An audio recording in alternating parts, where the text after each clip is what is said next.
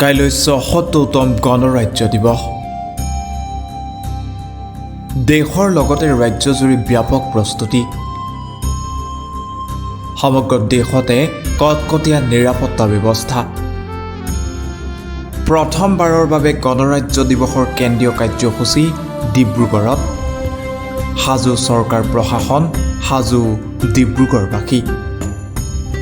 কাইলৈ ২৬ জানুৱাৰী বিশ্বৰ সৰ্ববৃহৎ গণতান্ত্ৰিক ৰাষ্ট্ৰ ভাৰতবৰ্ষৰ গণৰাজ্য দিৱস। দেশৰ ৰাজধানী দিল্লীত উখল মাখল পৰিৱেশ। ইতিমধ্যে আহি পাইছে বিশ্বৰ বিভিন্ন দেশৰ অতিথিসকল। সমান্তৰালভাৱে সেনা জোৱানসকলো সাজু হৈছে পেৰেডৰ বাবে।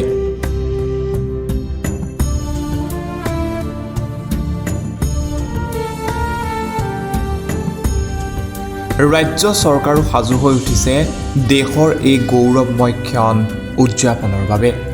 ডিব্ৰুগড়ত চলিছে ব্যাপক প্ৰস্তুতি।